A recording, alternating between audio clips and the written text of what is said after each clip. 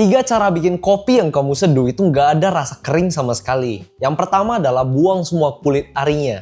Terutama untuk kopi dengan proses wash, itu pasti lebih banyak kulit arinya dibandingkan kopi dengan proses natural. Nah, kalau misalnya kalian nggak buang kulit arinya, itu bisa menimbulkan rasa kering pada saat kalian meminum kopinya. Dan itu bener-bener nggak nyaman. Karena kita akan merasa kayak, gila, pengen air nih, haus.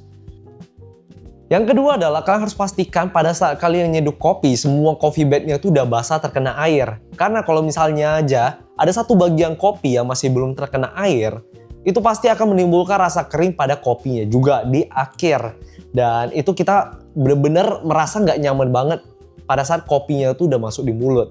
Nah, yang ketiganya adalah extraction. Kalau misalnya kopi yang kita seduh itu over extraction, tandanya dia akan menimbulkan rasa astringent atau enggak pahit. Nah, dari rasa pahit itu juga bisa menimbulkan rasa kering. Begitu pula juga dengan kopi yang under extract. Karena kalau misalnya kopinya under extract, itu pasti rasanya sepet. Rasa sepet tuh kayak asam gitu.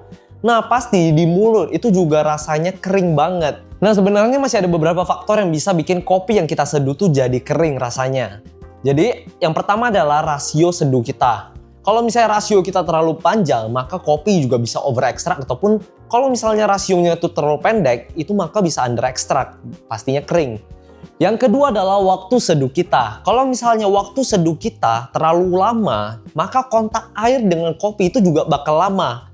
Akan menghasilkan rasa pahit sehingga itu pasti bisa menimbulkan rasa astringent, pahit, kering. Begitu pula juga dengan kalau misalnya waktunya tuh terlalu cepat, pasti juga kering kalau misalnya dia under extract. Yang ketiga adalah ppm pada air. Karena kalau misalnya ppm-nya terlalu tinggi, itu bisa menimbulkan rasa pahit pada kopi kita. Jadi itu penyebab kenapa kopi yang kita seduh itu bisa kering. Jujur, aku juga dapat ilmu ini pas aku di Thailand. Karena setiap kali aku nyeduh kopi di sana, awal-awalnya tuh memang kering banget. Tapi dari sana aku benar-benar belajar semua, bikin konsisten step by step, dan akhirnya aku bisa bikin kopi yang rasanya tuh nggak kering. Dan jangan lupa follow aku di Instagram, TikTok, dan juga subscribe YouTube channelku, karena di sana aku bakal sharing seputar edukasi kopi, dan tujuannya kita sama-sama belajar buat ngerti kopi lebih jauh.